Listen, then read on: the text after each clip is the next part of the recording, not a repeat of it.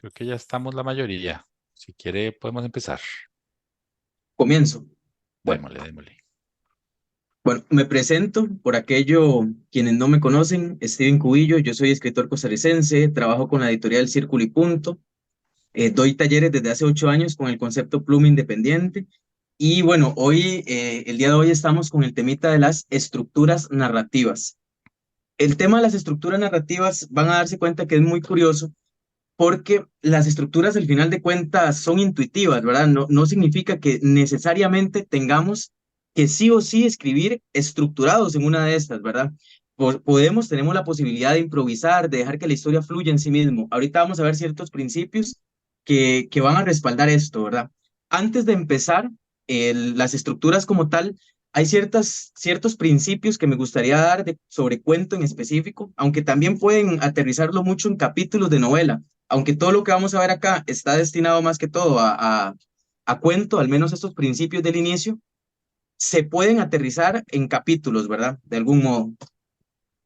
Cualquier cosa antes de empezar, pido la disculpa o más bien justifico que las primeras 16 diapositivas, al ser principios y no el tema principal, me la voy a volar un poquito rápido, ¿verdad? A partir de la número 16 vamos a abrir un espacio a preguntas y ya empezamos con el tema principal que son estructuras.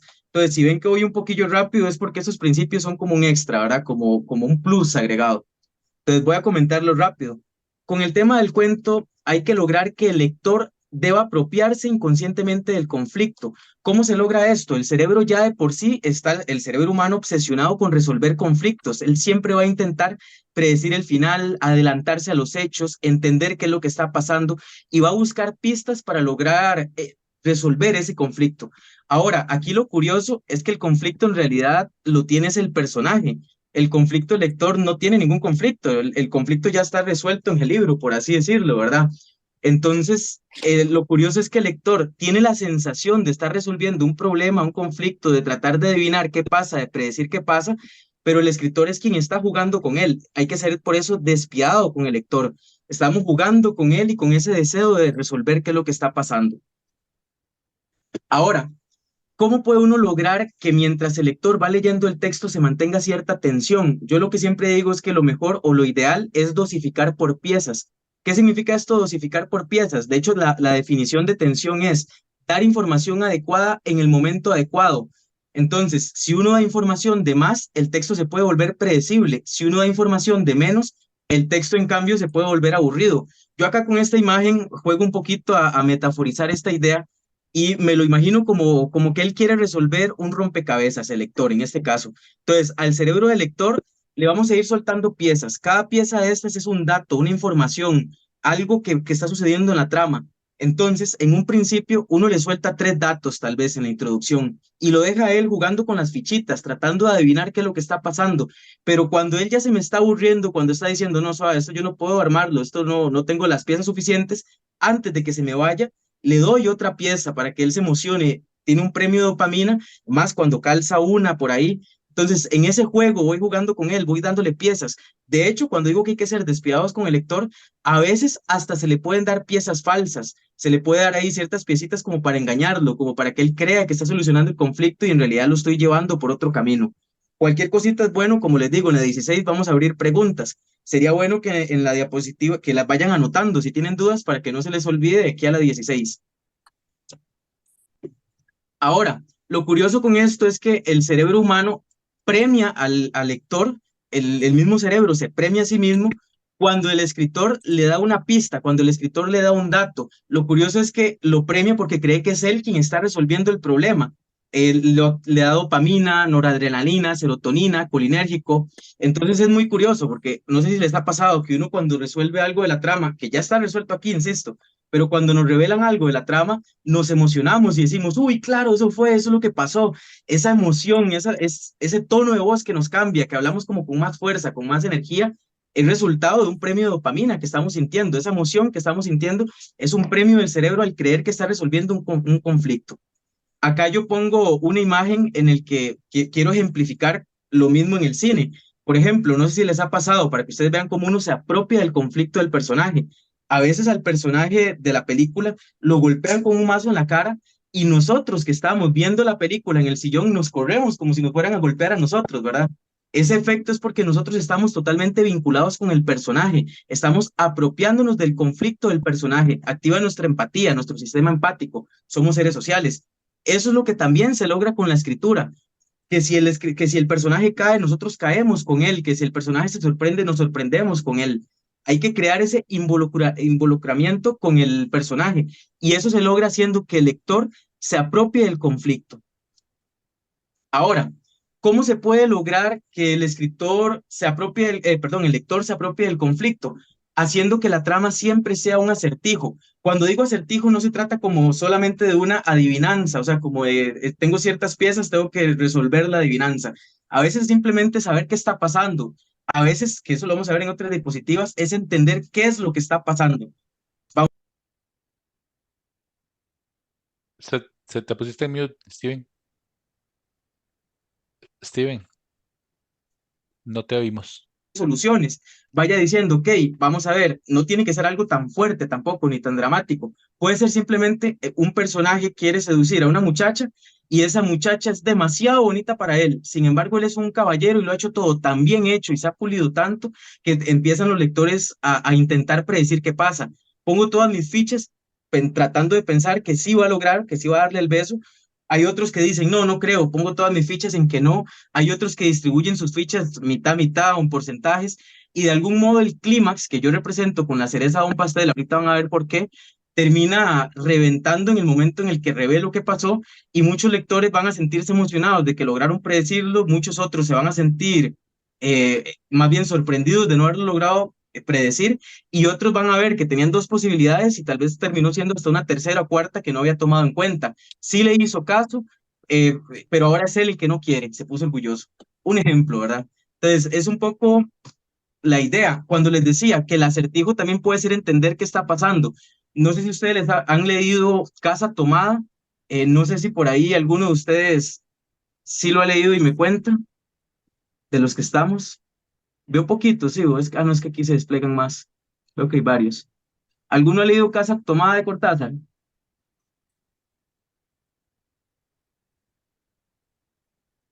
No. Creo que no, estaba viendo si hay manitas. Ok, en Casa Tomada, haciendo un spoiler, yo le llamo spoiler académico, la disculpa del caso, trataré de que sea lo más pequeño el spoiler, pero cuando uno lee Casa Tomada se da cuenta que hay una habitación muy grande, es una casa y los personajes poco a poco son corridos por una fuerza sobrenatural, pero nunca se dice que sea un fantasma, nunca se dice qué es exactamente, simplemente los va corriendo esa fuerza, se cierra el cuarto y nunca más pueden volver a entrar a esa habitación. Y poco a poco las puertas se van cerrando y los personajes terminan solo en la sala del frente y cuando están en la sala del frente un día salen, se cierra la puerta y no pueden volver a entrar. Ahí creo que el acertijo es entender qué es lo que está pasando, ¿verdad? Como tal.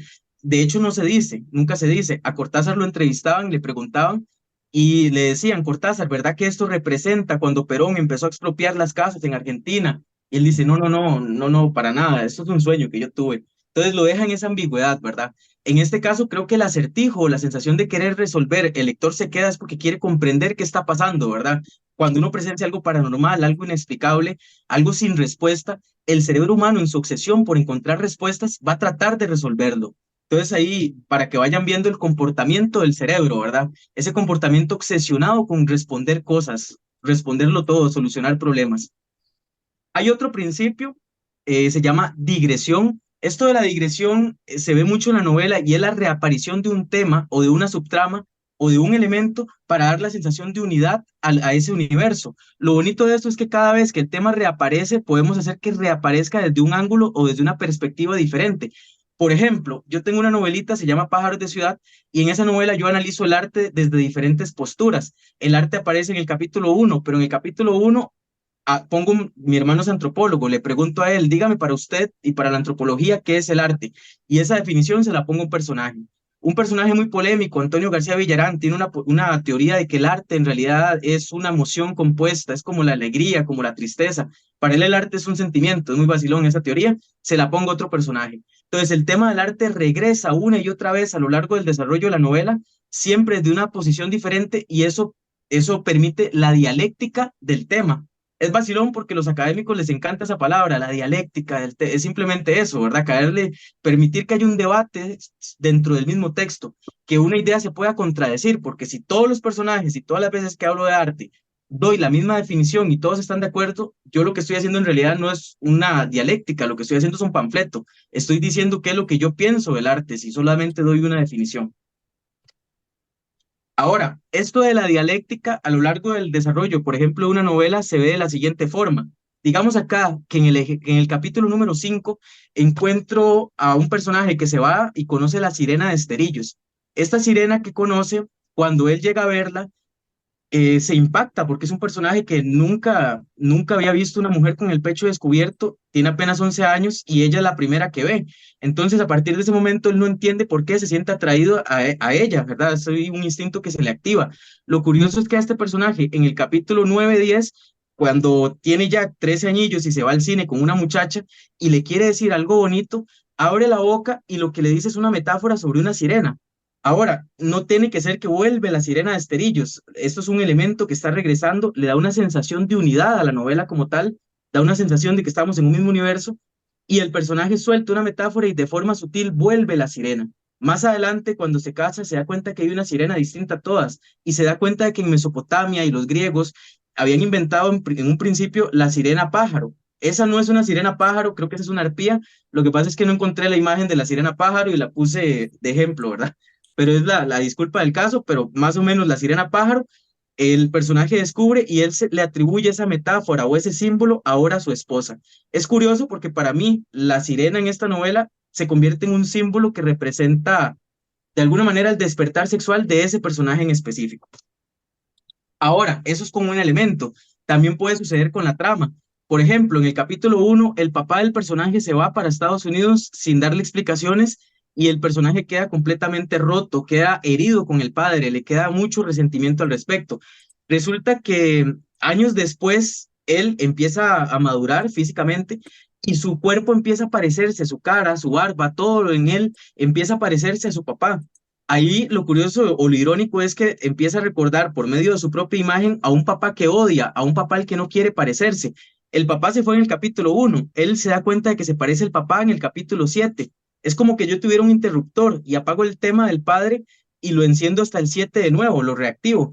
Esto le da una sensación de unidad. Hay muchas personas que podrían creer que ya el tema del papá no se va a usar, que ya pasó, que ya se superó, pero los temas regresan como la vida misma, ¿verdad? Como los traumas que nos acompañan, como los complejos, como esas cosas que todavía están ahí que no podemos olvidar. Capítulo 11, tengo que cerrar al personaje, no puedo simplemente dejar una temática abierta, es recomendado que todo se vaya cerrando, todo lo que se abre se cierra. Y en este caso, bueno, no todo, podemos permitirnos algunas cositas de forma estratégica, pero ya eso es muy puntual. Digamos que en el capítulo 11 el personaje se casa y cuando se casa aparece el papá al fin. El papá que era alcohólico brinda en la boda con agua. El papá le dice, haz lo mejor que yo y le pide una disculpa. Entonces en ese momento se cierra el personaje, el joven lo perdona y le dice, papá, ahora comprendo mejor la vida, ahora te puedo perdonar.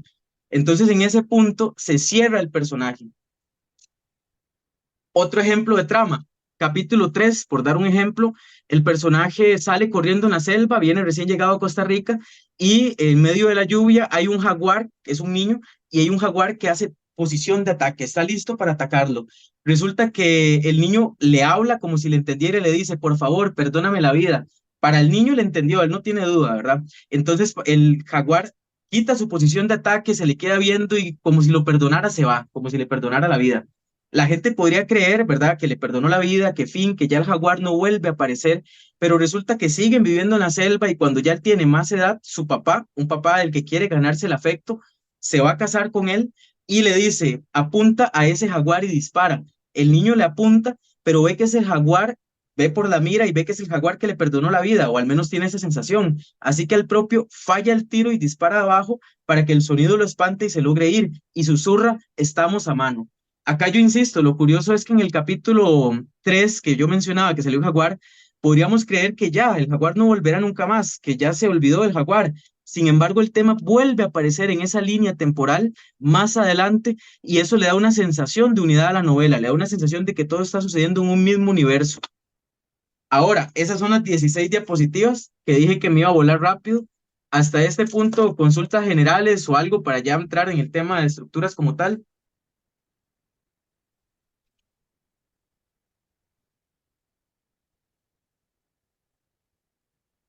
Alguien con de todo lo que vimos del principio, Todo bien, no veo manitas levantadas. creo que no. Ok, listo, vamos a ver. Ahora sí, estructuras. Lo primero que me gusta decir es que con el tema de las estructuras, voy a quitar esto que me estorba acá.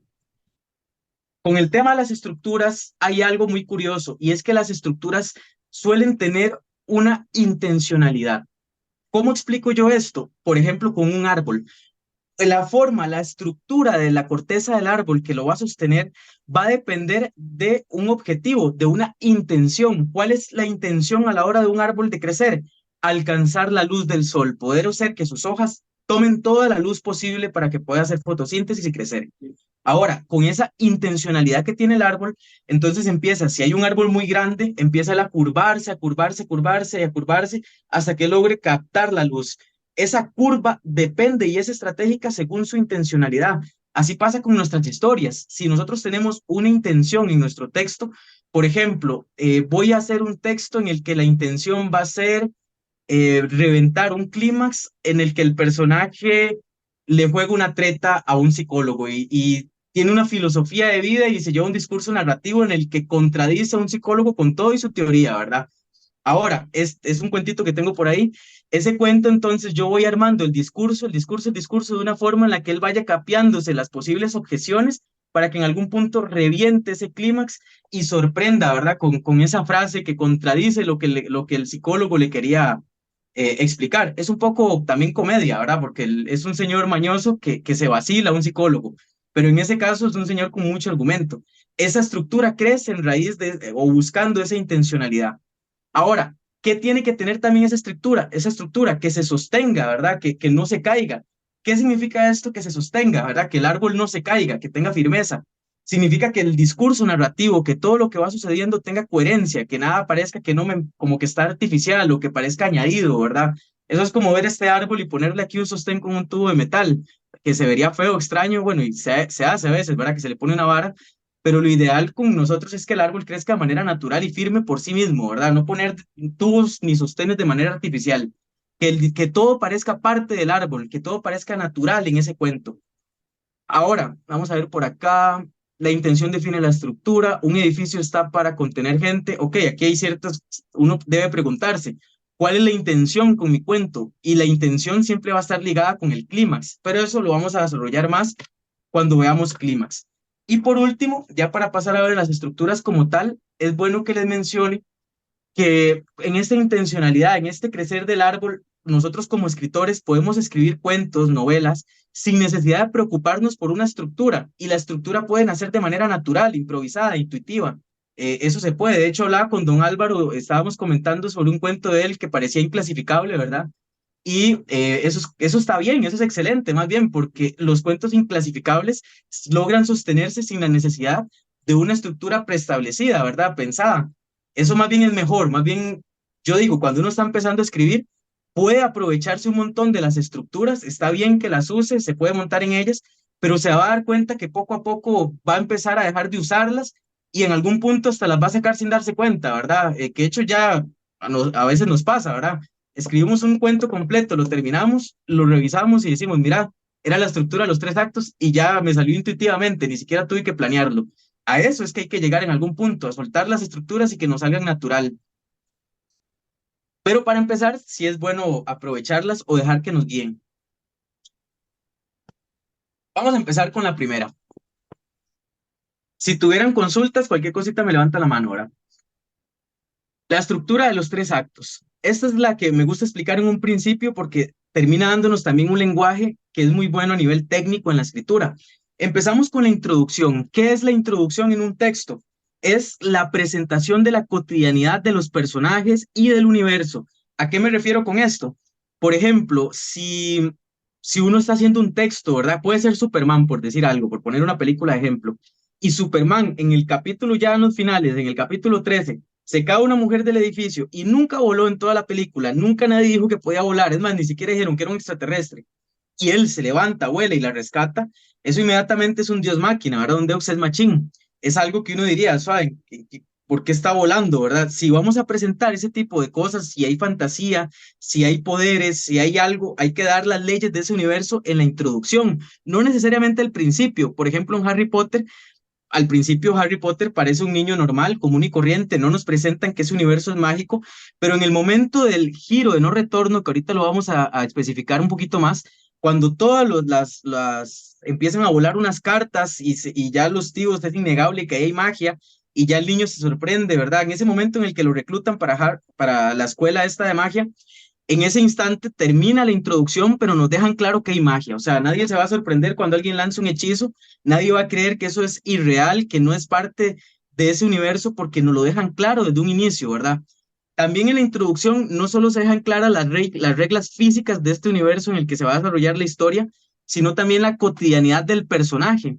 Por ejemplo, tengo un cuentito, este es mío, en el que hay un personaje que es pacifista. Él está como pacifista, ¿verdad? Es vegano, está en contra de la guerra, toda su vida gira en torno al pacifismo, le gusta la música hippie, en fin. Llega un momento en el que ese personaje está en un momento, tuvo mala suerte, explotan una bomba, unos radicales, tienen que buscar un chivo expiatorio, buscan a varios y lo encuentran a él en la manifestación y lo toman como partícipe, ¿verdad? Aunque no fue el principal, sí estuvo involucrado según ellos. Ahora, cuando a él lo toman, vemos primero su cotidianidad, que él es vegano, que no consume gluten, que, qué sé yo, ¿verdad? Todo lo que él hace, toda su vida, dónde compra, está en contra del capitalismo, en fin. Y cuando revienta la bomba y lo capturan, la cotidianidad de ese personaje se rompe. No puede volver nunca jamás a ser el mismo de antes, porque lo toman, lo capturan y a partir de ese momento lo mandan a hacer servicio militar para que no vaya a la cárcel. Están en la guerra de Vietnam. Entonces lo mandan a hacer servicio militar para mandarlo dentro del mismo año, ¿verdad? Un año de capacitación, de entrenamiento, y lo van a mandar después a la guerra. Entonces se rompe la cotidianidad del personaje, ya él no puede volver más. A partir de ese momento en el que se rompe la cotidianidad del personaje y se le plantea ahí el conflicto, que es que tiene que ir a la guerra con la ironía de ser pacifista, a partir de ese momento termina la introducción. Yo doy otro ejemplo, un poquito más, yo uso las películas mucho porque todos hemos visto ciertas películas. Por ejemplo, Spider-Man. En la película de Spider-Man, al menos la que vi yo cuando era jovencito, el personaje, cuando él vemos su cotidianidad, tiene una moto destartalada, entrega pizzas, es buen estudiante, pero solo eso, no es muy popular. Tiene una novia, bueno, mentira, una muchacha que le gusta. Tiene 20 y resto de años, 21 años, viviendo al frente de ella, siendo compañero de clase de ella, y un día la saluda, un día se anima a hablarle, y ella lo saluda como un desconocido. O sea, hasta ese momento no sabía que él existía, a pesar de ser vecinos, una casa a la par de la otra y ser compañeros. Entonces vemos toda esa cotidianidad del personaje y toda esa cotidianidad se rompe, se quiebra justo en el momento en el que lo pica la araña. No hay vuelta atrás, ya él no va a ser ese mismo que entregaba pizzas, ya él no va a ser el mismo de antes, todo eso se rompe. A partir de ese momento es el giro de no retorno y es donde realmente comienza la historia, o al menos es donde comienza con tensión, ¿verdad? Con fuerza, donde nos da ganas de leerla. Ahora, de hecho, antes las introducciones eran muy largas y había hasta un dicho, decían que las introducciones no solo se leían, se sobrevivían. No sé si han visto García Márquez, libros gruesos en los que 3 capítulos son la introducción. Hoy en día, con el Internet, con la globalización, con los videos cortos, con todo esto que está haciendo que todos, la inmediatez de la globalización, exige que las introducciones sean más cortas. Ojo, no hay nada escrito en piedra en la literatura. Habrá quien diga, no, no quiero y no me da la gana, y está bien, es un artista, ¿verdad? Todo esto se puede ignorar despiadadamente. Sin embargo, sí se sabe que hoy en día las introducciones sí son un poco más difíciles, ¿verdad? O cuesta un poquito más capturar al lector en esas introducciones hoy en día.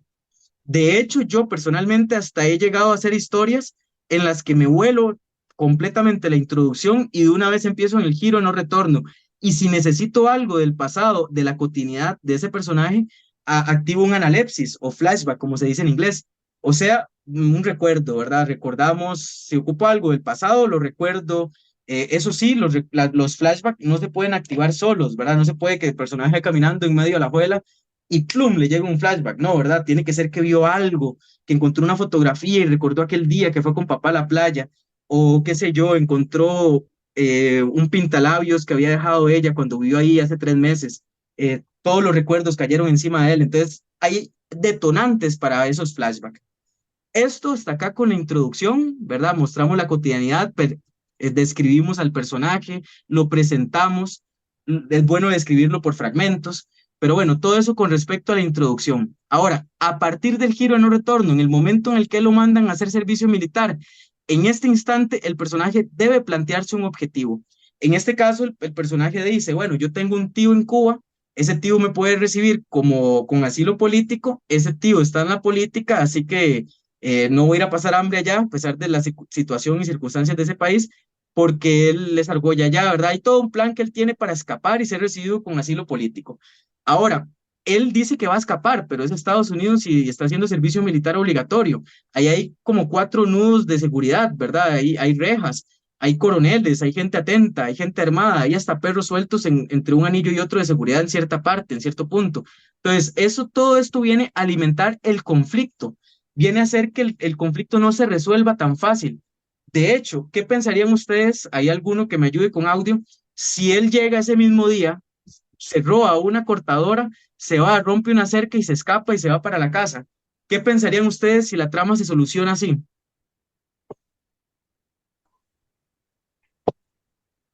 Ay, que fue ¿Algún?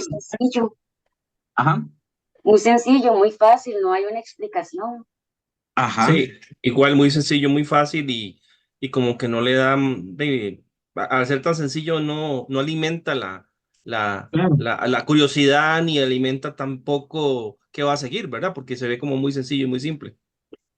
De hecho, hay hasta una frase que se usa mucho y es, hizo un buen conflicto, porque el conflicto es, y vea qué irónico, es una ironía, un pacifista obligado a entrenarse e ir a la guerra por un crimen que no cometió. Ese es el conflicto, pero uno podría llegar, y en el teatro se dice mucho también, hubo un buen conflicto, pero le faltó crisol. Ojo ese término y esa expresión que se usa. A mí me encanta porque crisol yo lo represento acá con esta flechita, ¿verdad? Que está hacia ambos lados, porque el crisol es la resistencia del conflicto a ser resuelto. Entonces, el personaje empuja el conflicto, ¿verdad? Es una lucha entre el personaje y el conflicto, pero si empuja ese muro, por más grande que hayamos hecho el muro y por más firme que se vea, si el primer empujón se cae, decimos que no hubo crisol. De algún modo, el conflicto es el bloque que arma el muro y el crisol es el cemento que lo amarra y lo sostiene. Entonces, ¿cómo hace uno crisol? Bueno, hace que el muro también empuje, que por un lado empuje el personaje, pero por otro lado con firmeza empuje el muro y hay una resistencia. El personaje va a ir evolucionando a lo largo de la historia, pero el muro también tiene que ir evolucionando y así se van empatando y se ve ese forcejeo, ¿verdad? Ese forcejeo genera tensión y la tensión en el texto siempre es buena, siempre sostiene al lector en el texto.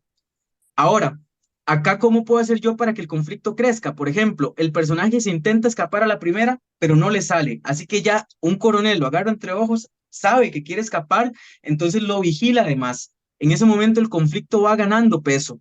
Después, el mencionar que hay perros de un anillo a otro, eso hace que haya todavía más peso. En fin, ¿verdad? Ahí empieza como esa lucha. Ahora, voy a bajar un poquito para que vean que hay varios tipos de conflicto. Está el conflicto de personaje contra naturaleza, que es cuando es un elemento de la naturaleza, ¿verdad? Por ejemplo, Moby Dick, creo que no tengo la diapositiva de los ejemplos. Por ejemplo, en Moby Dick, ¿verdad? Que yo creo que Moby Dick es mixto, porque también es la locura del mismo capitán, ¿verdad? El que lo lleva al caos, pero es la naturaleza misma la que está en contra, ¿verdad? Ahora, tenemos personaje contra personaje. Aquí no solamente es el antagonista, no solamente es como Batman versus el Guasón, ¿verdad? No tiene que ser tan tajante. A veces puede ser un hermano, un amigo, alguien cercano, el personaje que está imposibilitándole el cumplimiento del objetivo. También tenemos personaje contra sí mismo, esa a mí me encanta, ¿verdad?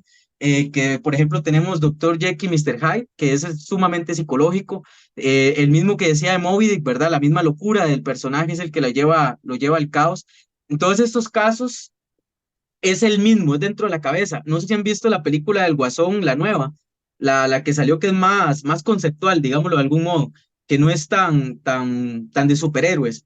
En esa del Guasón, por ejemplo, es una patología que tiene el personaje en su cabeza, ¿verdad? Es un padecimiento, o una condición, podemos decir, la que termina no permitiendo que el personaje cumpla sus objetivos, ¿verdad? Es una condición dentro de su propia cabeza. También tenemos personaje contraficción, que aquí cabe tanto lo paranormal como lo fantasioso, ¿verdad? Puede ser un dios griego, puede ser un titán, el que no está permitiendo al personaje resolver sus conflictos, o puede ser también, qué sé yo, un fantasma, un monstruo, la Tule Vieja, si fuera una leyenda, ¿verdad? Entonces, en todos estos casos es algo de ciencia ficción o paranormal o fantasía.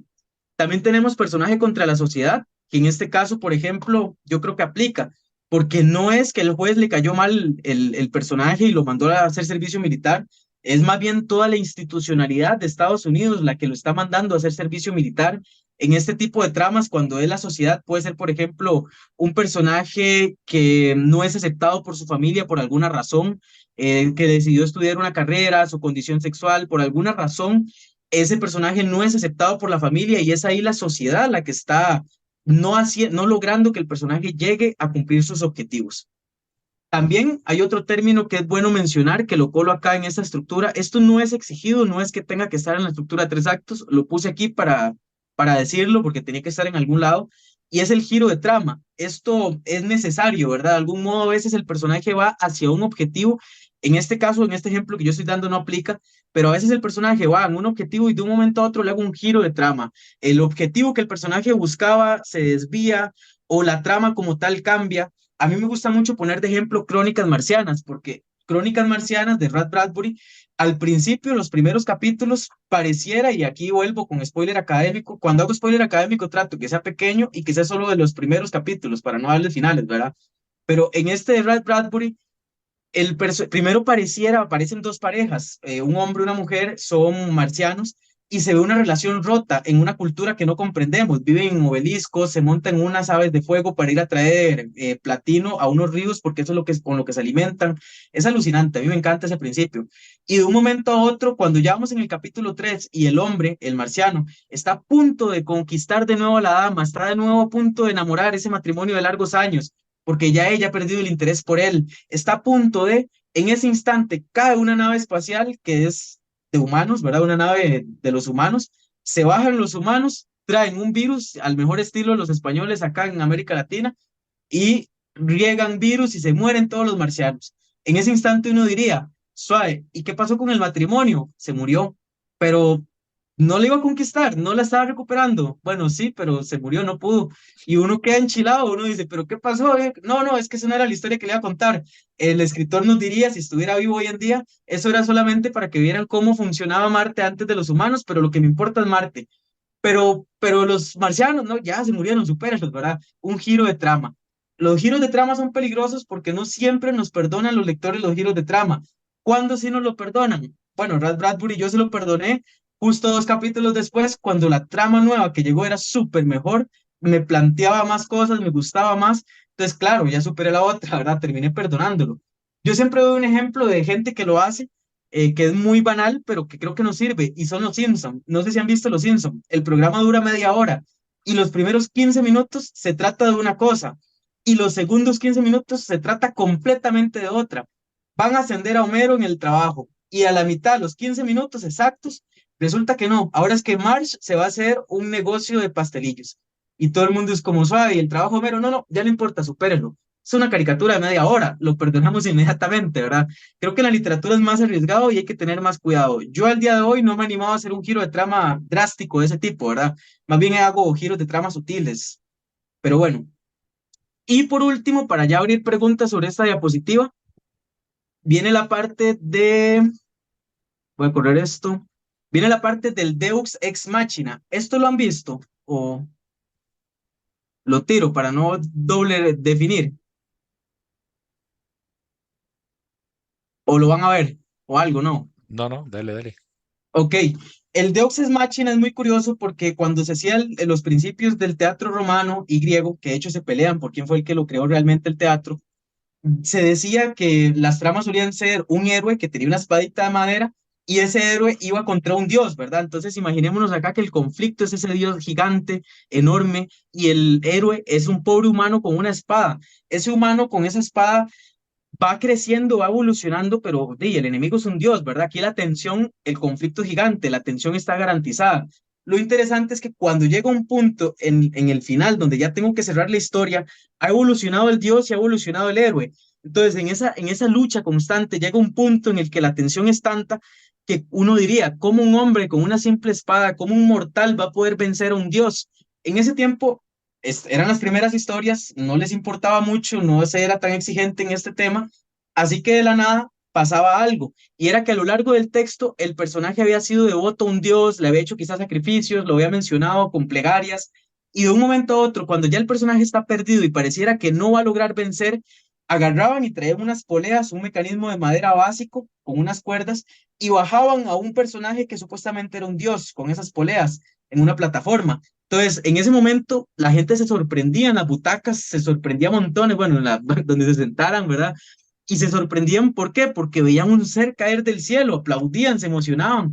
Ahí lo curioso es que me imagino como nosotros, ¿verdad? Como que cuando nos ponen sonido envolvente en el cine, que las butacas se mueven, cuando nos ponen 3D, eso era tecnología de punta. Entonces, la gente le encantaba que eso pasara. Llegó el momento en el que empezaron a quemar el recurso. Entonces ya llegaba el final y la gente decía, ay no, qué pereza, ya sé qué va a pasar, es predecible. Ya ahorita bajan a aquel chavalo y dicen que es un dios, lo bajan con poleas y solucionan la trama. Entonces se empezó a volver tan predecible que ahora es un error en la escritura que se le conoce como Deux ex machina. Ese error, ¿qué podría venir siendo en la escritura? Por ejemplo, en nuestra escritura contemporánea, yo decir que salen tres niños de clase, están muy contentos mientras van hablando y vacilando, divertidos por el día que tuvieron, y de un momento a otro sale un ladrón y le saca un cuchillo. En ese instante, uno de los niños temblando saca una pistola y sin saber ni siquiera cómo, oprime el gatillo, le dispara y lo mata. En ese caso, en esta breve escena, ¿qué vendría siendo un dios máquina? Un Deus ex machina. La capacidad del niño de usar una pistola y sobre todo de traerla en el bulto como si fuera la merienda. Claro, ahí hay un dios ex machina. ¿Por qué anda una pistola, verdad? Todavía al dispararla la disparó temblando y sin culpa, ¿verdad? Ahí como que medio se le detonó. Pero sí, ¿por qué andaría un niño un arma, verdad? Ahí hay un deus ex machina. Ahora, a mí me gusta decir que me ha pasado, de hecho en un curso me pasó, tuvimos un debate bonito, porque habría gente que me decía, Steven, y si a mí se me ocurre en el capítulo 13, ya llegando al final, si a mí se me ocurre meter un arma y yo le digo, sí, puede meterla en ese instante, pero sepa que va a tener que hacer una labor de reedición y tiene, bueno, yo lo hago, tiene que devolverse, ya le atiendo a Víctor la pregunta, tiene que devolverse y justificar por medio de ciertas menciones que ese arma vaya a estar allá. Voy a dar ahorita un ejemplo, pero le doy el espacio a Víctor para que realice la pregunta. No, creo que ya me lo está contestando. Ajá, Porque en el caso de lo que acabas de hablar del chico con la alarma, ya y si yo, por ejemplo, ejemplifico dentro de la historia de que, por ejemplo, no sé, se me ocurre que el barrio era muy peligroso y que por casualidad él andaba con el arma ahí porque tenía que defenderse de alguna situación, podría tal vez justificarse, pero ya lo estás hablando un poquito de que si yo justifico de alguna manera la posibilidad o como una solución a algo, podría ser una razón que podría uno ponerlo por ahí. claro, sí, sí, sí, Ujú. sí. De hecho, bueno, vamos a justificarle en este caso el arma del niño. Podríamos decir que el niño ese día era el día del niño y podían vestirse de lo que trabajaban sus papás. Su papá era policía y él tenía el uniforme de policía, sin embargo, sentía que le faltaba algo, él sentía que le faltaba algo. Así que tomó la llave del bolsillo de papá, se fue y abrió el desván que le dijeron que nunca podía abrir. Él sabía que no podía, sabía que le iban a decir que no. Se fue directo al escritorio de papá, abrió la gaveta que le tenían prohibido abrir y sacó el arma de papá y la guardó en el bolsillo. Ahora sí, su uniforme estaba completo. El resto del día pasó tranquilo, jugó con sus amigos, no la sacó porque le daba miedo que lo regañaran, pero sí se llevó al baño a sus dos mejores amigos y les prestó el arma para que la vieran. Uno que es más atrevido, por inocencia, sin querer tocó un botoncito, sin saber que estaba desactivando el seguro. En ese instante, el niño es una automática, se dispara prácticamente con tocar el gatillo, la vuelve a guardar en su bolsillo, sale el asaltante, ya van de salida, el niño saca temblando, está temblando, ni sabe cómo tocó el gatillo y se detonó. Las automáticas es nada más de rozarle el gatillo. En ese instante disparó, pero ya el arma ahora sí se sostiene, ahora sí es coherente. Es muy curioso porque a veces uno le basta con mencionar un arma en el pasado y después detonarla. Pero, por ejemplo, Juan Carlos Abarca, un escritor tico que de hecho publica en Círculo y Punto, tiene un cuento que a mí me encanta, o tiene una tendencia más bien en sus cuentos que a mí me encanta, y es que para evitar los dioses máquina, no solamente mencionan el pasado, sino que le crea su propia historia, su propio, casi que un microcuento para colocar el arma, y ese microcuento no solo no solo le basta con mencionar el arma, sino que le arma un microcuento. Y ese microcuento hace que tengamos la sensación de que eso tenía que estar ahí, que era un destino inevitable, que más bien era inevitable que esa arma estuviera ahí. Pero bueno, eso es una forma de evitar o tener ahí pendiente el tema de de los dioses máquina. Y por último, aquí para ya ir aterrizando, el clímax. El clímax yo lo represento con una cereza, ahorita van a ver por qué, es la cereza del pastel. En este caso, cuando el personaje logra escapar, si logra escapar o no, ese es el clímax, si es positivo o negativo, si lo logró o no lo logró. Vamos a ver un poquito sobre el clímax. El clímax tiene que ver directamente con el objetivo de la historia, están ligados directamente, ¿verdad? Y el tema, hay varios temas con el clímax. El clímax debe haber un clímax para el capítulo y debe ser estratégico para el autor. Esto que yo digo, debe haber un objetivo en el capítulo. Esto es, por ejemplo, si yo tengo una novela en la que mi personaje es alemán, pero yo ocupo que hable español porque lo van a reclutar en una guerra aquí en Costa Rica, en la guerra del 48. Entonces, en el capítulo 3, yo necesito que sí o sí hable español, pero sería aburridísimo sentar a un personaje a aprender español frente a todos los lectores, ¿verdad? Nadie leería eso. Entonces, ¿qué es lo que hago yo? Entretengo o distraigo con otro objetivo, con otro clímax, pero este le pertenece al personaje. El personaje viene de Alemania, una Alemania en guerra por la Segunda Guerra Mundial, y este personaje tiene un objetivo que es tener un amigo. Al final de cuentas es un adolescente apenas, es un preadolescente. Entonces, el personaje se va por la playa de Costa Rica buscando a un amigo y ese es el objetivo del personaje. Hay algo curioso y es que el objetivo del personaje se va a ir de alguna manera turnando, se va a ir alternando. Por ejemplo, este personaje sale a la playa a buscar un amigo, pero resulta que en lo que anda buscando un amigo, unos chiquillos lo ven, tienen envidia por ver que anda botas, ellos nunca han tenido zapatos y él tiene unos zapatos militares, le roban los zapatos, le hacen bullying, lo golpean y tiran los zapatos a un río. En ese momento el objetivo principal queda en pausa, se apaga, ¿verdad? Un interruptor y yo paso a otro objetivo. El personaje quiere recuperar sus zapatos porque si no su papá lo va a regañar. Se lanza al río, empieza a nadar, él nunca ha visto un lagarto en su vida allá en Alemania, empieza a nadar y se da cuenta que cuando está justo sostenido en la roca, entonces él se ve que vienen varios lagartos hacia él, ¿verdad? Se vienen aproximando. En ese instante el objetivo dejan de ser los zapatos y también deja de ser el amigo. Ahora es sobrevivir, es salir de ese lío en el que está con los lagartos. Antes, que no lo mencioné ahorita en el ejemplo, había mencionado que lo había carrereado por montarse un barco que le dio curiosidad, un pescador. Entonces resulta que en ese momento en el que vienen los lagartos, el pescador empieza a arrojar piedras y empieza a espantar a los lagartos a como pueda, le saca una soga y saca al niño. En ese instante, el objetivo del personaje principal, que era tener amigos que habíamos mantenido en pausa, se termina concretando porque termina resultando que ese pescador que lo había carrereado antes se vuelve su mejor amigo y además le enseña a hablar español para que le pueda ayudar en el barco. Cumple el objetivo habla español ahora, cumple el objetivo del personaje principal, ahora tiene un amigo y la novela se ha mantenido, o el cuento, el capítulo como tal, se ha mantenido interesante. El objetivo C es la cereza del pastel. Esa cereza del pastel ya es el objetivo final, ya ese no es ni el capítulo, no es algo fragmentario, por así decirlo, más bien es el final, el que va a estar al puro final de la historia, y ese lo vamos a dejar un poquito en pausa porque ahorita en la siguiente diapositiva lo vamos a hablar un poquito más. Vamos a ver cómo voy de tiempo. Sí, vamos bien, sí, sí. Recargar el clímax. ¿Qué significa esto de recargar el clímax? Cuando el clímax explota, bueno, en los cuentos clásicos, que eso es casi que otro tema, ¿verdad? En sí mismo, pero los cuentos clásicos, todos los elementos del cuento terminan siendo un engranaje, parte de un mecanismo para terminar reventando en el clímax. En un cuento clásico como los de Edgar Allan Poe o los de Quiroga o los de Cortázar en algunos casos, todo lo que está en ese cuento está por algo, está porque va a terminar tomando valor o va a terminar de alguna manera moviendo algo, moviendo piezas para que todo termine en ese clímax, para que el clímax parezca inevitable.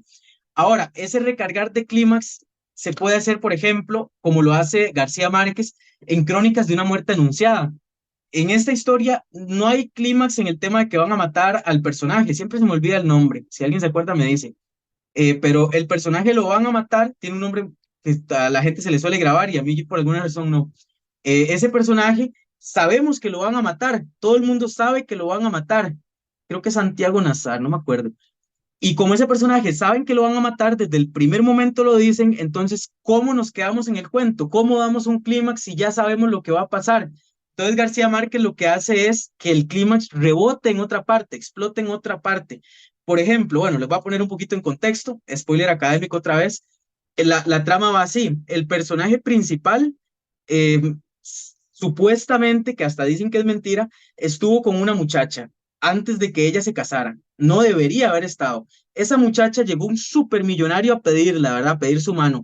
Ese supermillonario que llegó por ella, que llegó a pedir su mano, tiene tanta, pero tanta plata que la familia de esa muchacha se emocionó, estaba contentísima.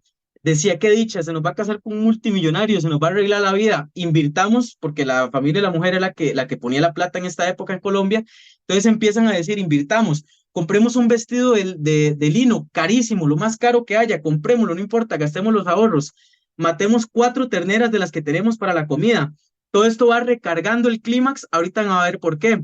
El resto de los terneros que les quedaban los vendieron para flores. Vean que si querían que se casara, que adornaron la iglesia como si fueran 14 entierros de primera clase, así dice García Márquez, ¿verdad? Imagínense la desproporción de arreglos, ¿verdad? Eso debe ser un jardín en la iglesia. Compraron 200 cajas de alcohol de contrabando y todo esto, bueno, y el novio hasta le preguntó a ella, a la novia, de todas las casas del pueblo, ¿cuál quiere? Y yo se la compro. Y quiso la del viudo. Lo curioso es que el viudo no quería venderla porque eran los recuerdos que tenía de su esposa. Y él tenía tanta plata que le ofreció el triple de lo que valía y terminó vendiéndola. Vea todo lo que, los mecanismos, todos los engranajes que se han movido para que ellos dos se casen. Para que en el último momento, cuando llega después, se casan, pasa la boda y ese mismo día en la noche, que esto es muy machista, ¿verdad? Y corresponde mucho a la época y a Latinoamérica en esa época, pero bueno, así se escribió y así sucedió. Dicen que está basado en hechos reales.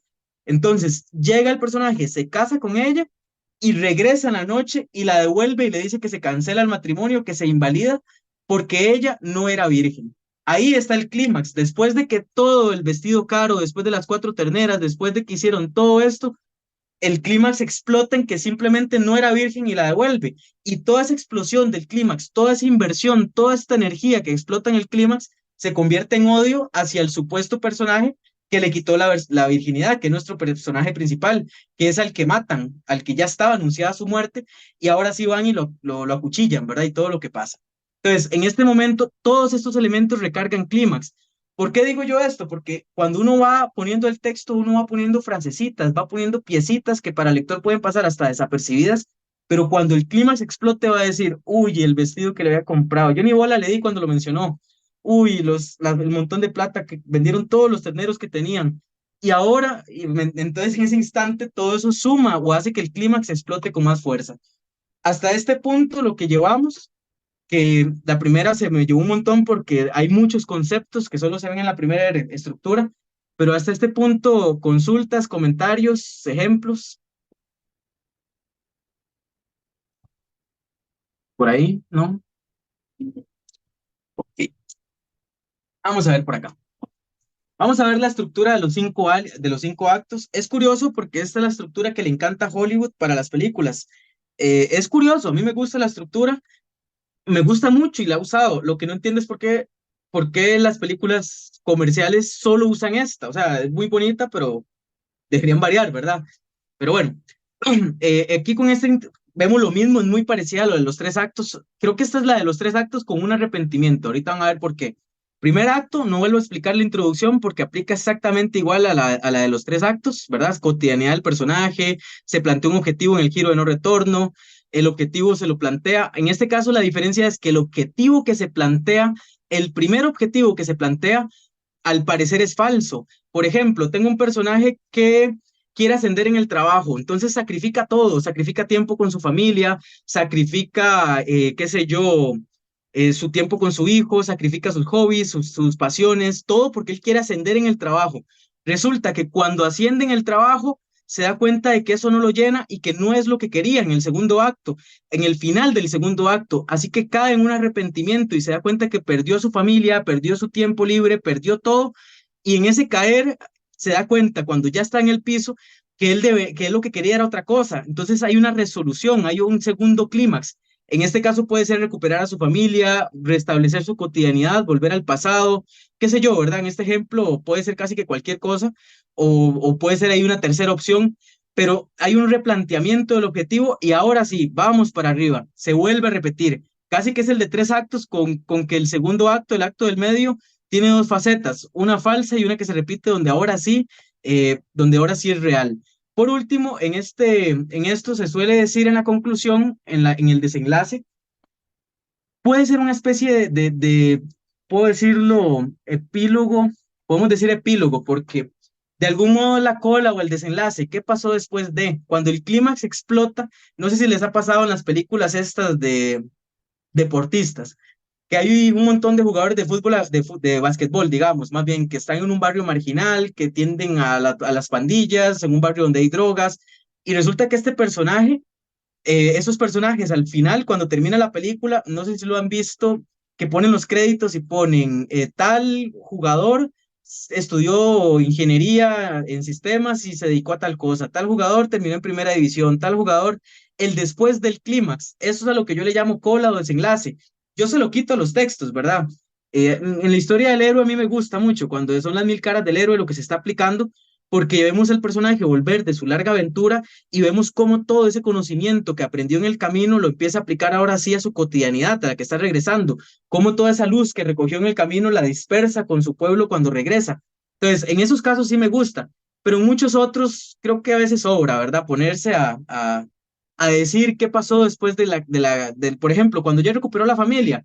Bueno, podrían mostrarme la cotidianidad, cómo cambió ligeramente, pero yo lo suelo hacer muy corto, no me suele interesar mucho esa cola o ese desenlace, ¿verdad? Después del que explota el clímax. Ahora, hasta acá con cinco actos, que es más de Hollywood, comentarios, dudas, bueno, aquí pongo Shrek, por ejemplo, que el personaje, ¿cuál es el primer objetivo que se plantea? De recuperar el pantano, eso es lo único que él quiere, ese es el objetivo de él, recuperar su pantano. Se lleva el personaje, quiere recuperar el pantano, pero cuando ya lo recupera y está solo en la casa, él dice, no, no, suave, yo lo que quería no era el pantano, al parecer, la cereza del pastel mío no es el pantano, es la muchacha que rescaté y se la entregué a él. Ahora caigo porque ya tengo el pantano, pero no me llena, así que regreso y vuelvo por ella y ahí es donde la encuentra casándose y la recupera y verdad, hay un nuevo objetivo. Veo que hay algo en el chat. Sí, Santiago Nazar. Ah, ok, lo leí tardísimo. Vamos a ver, creo que por aquí tengo otro ejemplo. No, creo que es de otra. Hasta acá, con la estructura de los cinco actos. Ah, bueno, y les recomiendo mucho que vean películas de ahora en adelante, que lean libros de ahora en adelante y que jueguen un poquito a encontrar estructuras, ¿verdad? De hecho, yo en estos días no la pude agregar porque la encontré literal en estos días. Esto es un regalo de Navidad. Me puse a leer La identidad de Milán Kundera, no me lo enfoca, pero es curiosísimo porque me encontré otra estructura acá, ¿verdad? Que es narrar todo, después busqué, se llama escalonada en reversa. Entonces se van a dar cuenta que aquí hay algunas que yo he encontrado y que tengo identificadas, pero a veces uno intuitivamente inventa una o habrá un montón más que han inventado otros que uno puede calcar un poco, ¿verdad? Pero bueno, hasta acá preguntas con los cinco actos. Ok. Esta me gusta mucho. Este ejemplo que hay acá de los cinco actos es más literario. No sé si lo han leído, esta novela, El Club de la Pelea, o al menos la película. Esa autora a mí me encanta. Nunca supe pronunciar el nombre, pero me encanta. Palaniuk, creo que es. Vamos a ver, en el primer acto, en el Club de la Pelea, se ve la cotidianidad de un personaje que está demolido por su trabajo. Él trabaja en una empresa de autos, pero es explotado laboralmente, es durísimo la situación, la jornada que le ponen.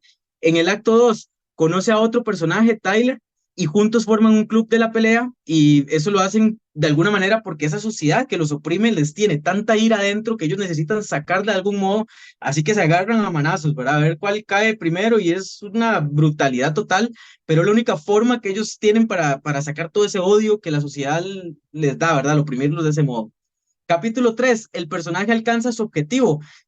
O sea, el club de la pelea genera plata, evoluciona, se vuelve una organización formal buenísima, pero se da cuenta de que eso que él quería termina teniendo consecuencias gravísimas, ¿verdad? Por todo lado, a nivel social, de salud, los personajes están golpeados, también se empieza a meter cierta corrupción con la plata, con la parte de las apuestas. Entonces él dice, suave, he creado un monstruo, ¿qué hago aquí ahora? Entonces viene el cuarto capítulo, el protagonista se enfrenta a la verdad sobre su relación con Tyler. Él es de algún modo sanguinario, cínico, él no llega a ver estas negatividades que él sí logró ver y entonces tiene que empezar a luchar contra ese ser. Y el acto 5 no les voy a hacer spoiler, pero ahí se va a cerrar todo. Esta estructura, protagonistas múltiples, esta me encanta a mí. No sé si han leído Transpotting, a mí me encanta. La película no me encanta porque la película creo que se dio demasiadas libertades creativas el director, pero bueno, eso es parte de nosotros los lectores, ¿verdad? Que siempre vamos a estar resentidos con las películas por algo vamos a encontrar, ¿verdad? Siempre, o no, no siempre, pero casi siempre vamos a tender a preferir el libro. Pero bueno, en este caso creo que aplica, porque en esta historia de Transpointing, vamos a ver, bueno, ya les iba a hablar de Transpointing como tal, eso no importa. Lo que importa es la estructura que tiene. La de los protagonistas múltiples es un juego muy interesante porque es una novela creada a partir de historias aisladas, parecen casi que cuentos, en los que el protagonista cambia en cada capítulo. Capítulo uno, no me acuerdo los nombres porque ellos son irlandeses, el autor es irlandés, entonces voy a ponerles nombres ticos, ¿verdad? Los voy a tropicalizar. Él tiene cara de Martín. Entonces, digamos que Martín en el capítulo uno es el protagonista. Lo leemos y que estamos totalmente convencidos de que Martín es el protagonista. Sin embargo, en el capítulo 2 vemos que es Maxine. Maxine es ahora la protagonista y decimos, y Martín, no, Martín está en pausa. De hecho, Martín aparece frente a ella de vez en cuando y aparece como un personaje secundario, ¿verdad? Entonces ahí lo curioso es que la historia que se está contando es la misma, es la historia del grupo como tal, la historia del grupo de amigos, pero el protagonista va cambiando por capítulos. Eso a mí me parece innovador, entretenido, me parece fresco, porque después de no haber leído muchas novelas, la mayoría, ¿verdad? La inmensa mayoría, con un solo protagonista o a veces quizás hasta nada más dos, pero de un momento a otro encuentro una novela en el que hay cinco y todos van cambiando, ¿verdad? Entonces es riquísimo, es fresco, digámoslo. Entonces, esto también se puede jugar, ¿verdad? Capítulo 2 es de ella, capítulo 3 es, bueno, él se llama Johnny, capítulo 3 es Johnny, capítulo 4 es Juan, y ahí van todos cambiando, ¿verdad? Y se van alternando. Lo curioso es que la historia sí es la misma, la historia al final sí lleva una secuencia de trama, por así decirlo. Se va contando en retazos. De esta primera, protagonistas múltiples y de ir variándolos, comentarios, dudas, objeciones, ¿no? Steven, ¿no se vuelve como muy enredadillo, tal vez, al haber tantas voces contando, digamos, la historia? Vieras que no, porque la trama es muy lineal. Son cinco amigos adictos a la heroína.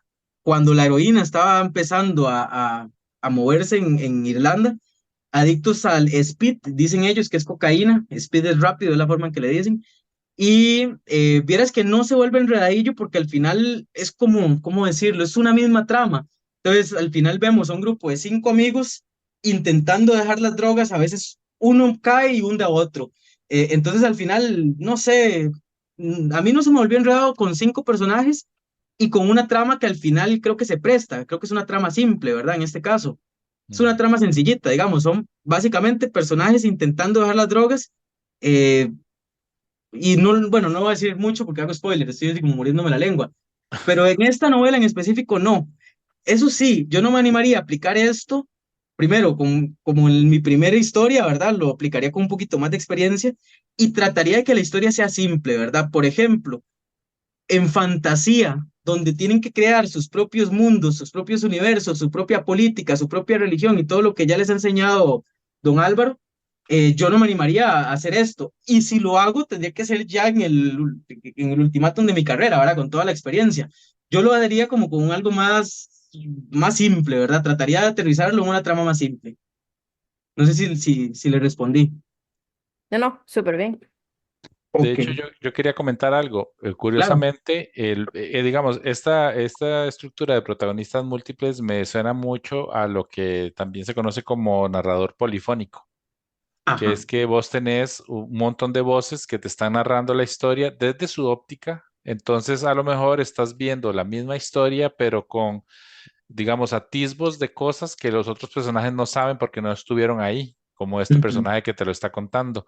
Y para amarrar con eso que acabas de decir, de hecho, Juego de Tronos, toda la ujú, saga de George R. Martin es narrador polifónico. Entonces vos vas a ujú, ir descubriendo la historia desde la óptica de muchos personajes y son muchas voces y vas a tener acceso, digamos, a los mismos eventos desde diferentes puntos de vista. Entonces, en realidad es una narrativa muy rica, es compleja, muy compleja, porque vos tenés que tener como escritora en tu cabeza toda la historia y tenés que tener todos los puntos de vista e ir revelándole al lector las, digamos, diferentes detallitos o retazos de la historia conforme tenga un impacto, digamos, que literariamente sea interesante para el lector. Pero sí, ujú. es complejo. Buenísimo, sí, yo de hecho no me he animado. Lo pienso hacer, pero hasta el momento lo tengo ahí como guardadito. Vamos a ver por acá. La historia coral o la estructura o los cuentos las novelas o cuentos que se cuentan de manera coral, pongo por ejemplo Cuenta conmigo de Jorge Bucay. Hay una película, en este caso la película sí se asemeja bastante al libro. En este caso sí quedé satisfecho, ¿verdad? Poco de los pocos casos.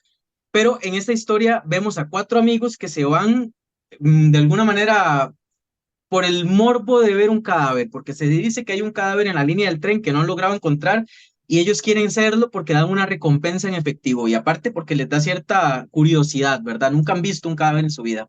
En esta historia, lo curioso es que se van siguiendo la línea del tren porque saben que él murió por la línea del tren, entonces van barriendo la zona, caminan montones hasta días, acampan y todo, y lo curioso de esta historia es que no hay un protagonista, sino cuatro. Pero lo curioso de esta historia es que en todo momento van los cuatro pegaditos, van pegaditos, pegaditos, pegaditos. Se vuelven un coro casi, ¿verdad? Como que los cuatro personajes son un personaje casi. El grupo de personajes es el personaje, de algún modo, por decirlo de una manera.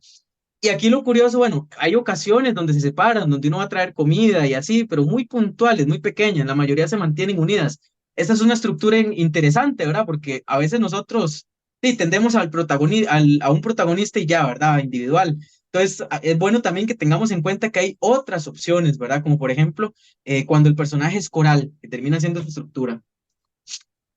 En este caso, preguntas, comentarios, eso se explica rápido porque es básicamente esa idea. El recuerdo diferente. Esta me encanta, me parece divertida, la uso más que todo en comedia, aunque se puede usar cuando están haciendo interrogatorios policiales, ¿verdad? Y los personajes quieren decir que son inocentes. Ahorita van a ver por qué. El recuerdo diferente. Todos recuerdan el mismo evento de manera diferente y se termina contrastando. Por ejemplo, estos personajes de acá, no sé si han visto esta serie, es de mi generación, entonces para mí esto es un icono, ¿verdad? Me crié viendo eso. Hey Arnold. Tienen un capítulo, por ejemplo, en el que golpean una bola y la sacan del lote baldío y cae en el patio, en un patio donde una señora que le tienen miedo porque es muy brava, que hay un perro bravo, creo que han hecho películas de la misma trama, es muy estadounidense esta trama. Y estos personajes están recordando el día que mandaron la pelota al patio de esta señora y resulta que todos empiezan a decir, sí, claro, yo me acuerdo. Harold, por ejemplo, que es el de gorrita azul, dice, yo me acuerdo que yo fui el héroe, yo me metí y fui el que agarré el perro y entonces llega y se mete el otro, Stinky, y dice, no, no, ¿de qué me está hablando? Si usted lo que hizo fue asustarse y salir corriendo y meterse abajo de la cama. Yo fui el que metí la mano y extendí y cuando el perro llegó la saqué a tiempo y todos recuerdan diferente el mismo evento, pero cada uno recuerda que ellos fueron los héroes. Al final llega un personaje que es ajeno a todo esto, que vio las cosas desde afuera y al final ninguno tenía razón, todos recuerdan las cosas diferentes. En realidad, lo que en realidad pasó fue algo mucho más simple, más sencillo, donde nadie era el héroe, más bien, ¿verdad? Entonces, un poco, esa es la idea, ¿verdad? Se vuelve a caer en el mismo recuerdo varias veces de una manera cómica. También se puede hacer como les decía, resulta que hay tres personajes que agarran, todos quieren echarle la culpa a otro en un crimen y cada uno de manera independiente es entrevistado, ¿verdad? Por esas entrevistas policiales, se me olvidó la palabra cuando lo entrevistan, pero encarándolo, ¿verdad? Y resulta que cada uno cuenta una versión en la que ellos son inocentes y el culpable es el otro. Ah, bueno, también lo hacían mucho en juicios, cuando el juez pasaba al testigo y se usaba también mucho en comedia, ¿verdad? Entonces es un recurso con el que también podemos jugar un poco. Sobre este, del recuerdo diferente, consultas, algún Ahí yo comentario, quiero comentar claro. algo.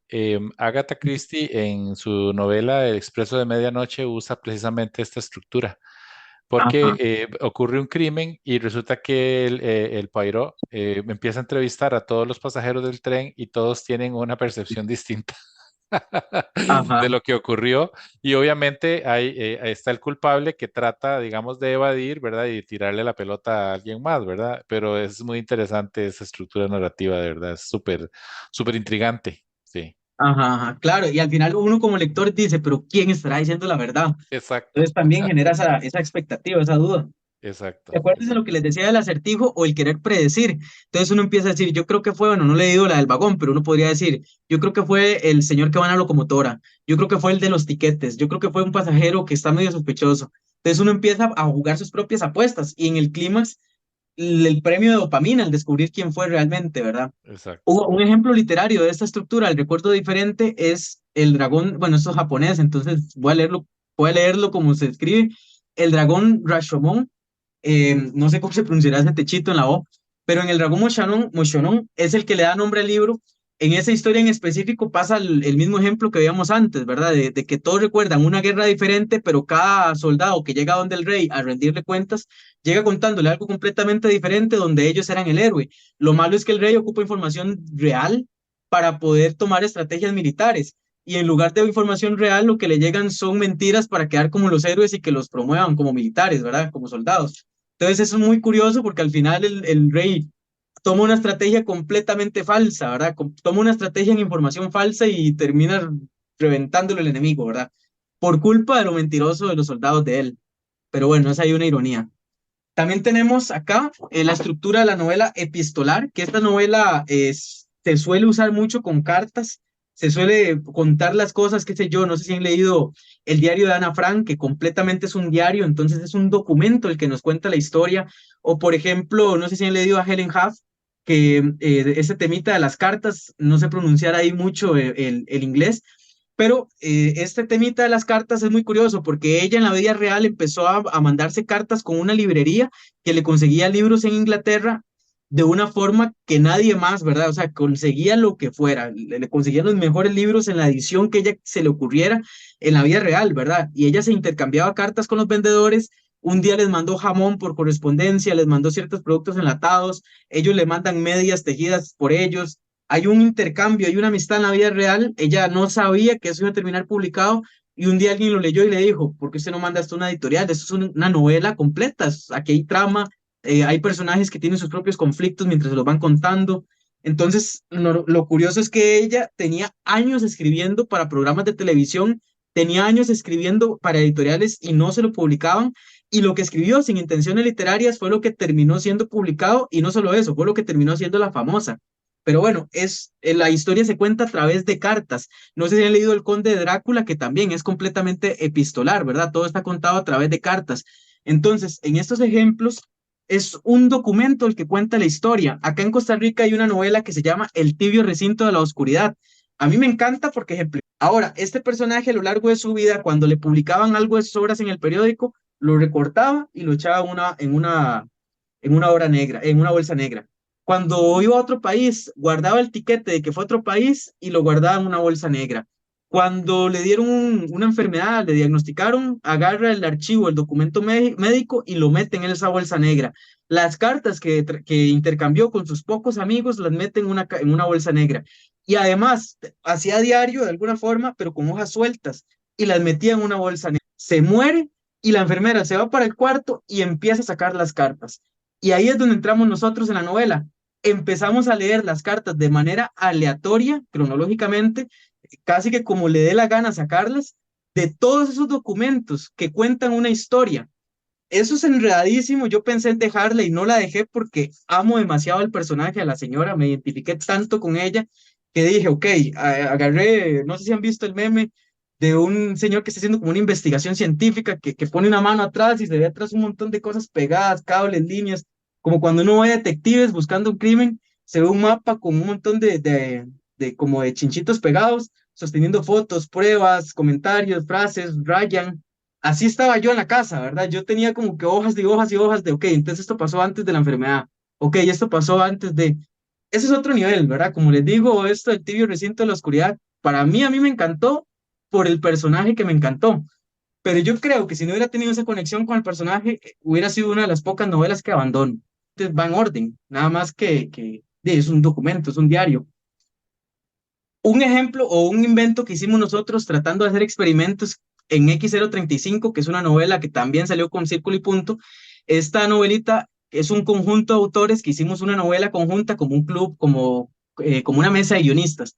Y ahí lo curioso es que pusimos mensajes de WhatsApp, llamadas, correos, Messenger, cartas, periódicos, artículos, notas, o sea, hicimos esto, ¿verdad? De epistolar, pero lo tratamos de modernizar. Por ejemplo, hay un capítulo completo que es un grupo de WhatsApp, es una conversación en un grupo de WhatsApp. Entonces, ¿qué vamos a hacer? Sí, nos va a delatar, no sé qué hacemos. Entonces, el líder del grupo manda un audio de 1 minuto 20. Hicimos un screenshot, una imagen de una conversación de WhatsApp. Se ve que es un audio de 1 minuto 20, pero obviamente es un papel, nadie va a poder reproducirlo nunca jamás. Entonces, el plan quedó en la elipsis, es un secreto, no se sabe. Creo tensión. Entonces la gente dice, claro, ese es el plan perfecto, claro, llevémoslo a cabo. Entonces la gente dice, suave, ¿cuál es el plan? Yo no puedo escuchar ese audio. Entonces lo dejamos ahí, ¿verdad? Somos crueles con él. Y más adelante ya va a tomar relevancia, ¿verdad? Y vamos a entender qué fue lo que se habló en ese 1 minuto 20 de audio. Pero es un poquito jugando a modernizar, ¿verdad? Pueden ser correos, todo ese tipo de cosas. Ah, archivos legales y psiquiátricos, que no lo mencioné, también pueden ir ahí. Hasta acá, este epistolar, comentarios, dudas, objeciones. Ok, voy a ver cómo vamos de tiempo. Vamos bienísimo, sí. Tenía preocupación de no ver todos, pero lo estamos logrando. La estructura cíclica. Esa estructura vuelve a caer en lo mismo, vamos a ir viendo. Hay varios modos de hacerla. Vamos a ver este ejemplo.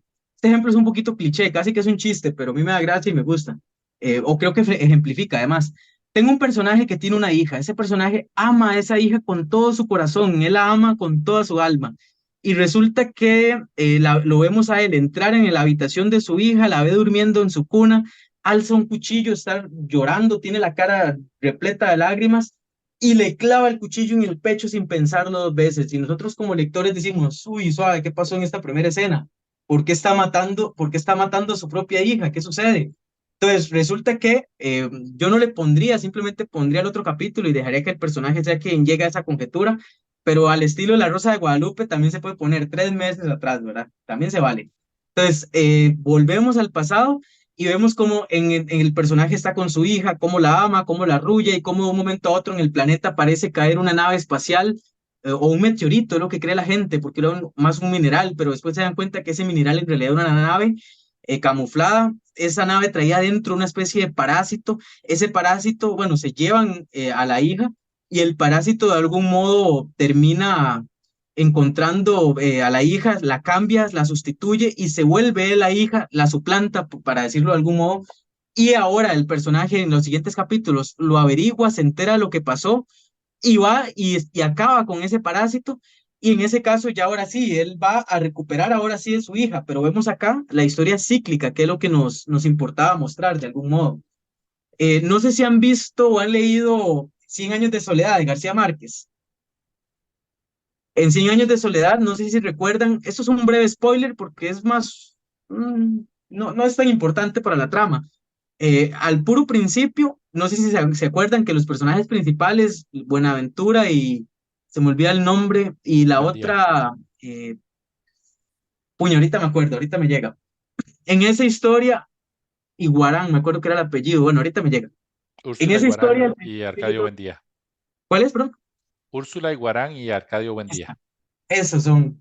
Yo ando hoy con los nombres, no me terminan de aterrizar, todos me quedan así como la puntita de la lengua.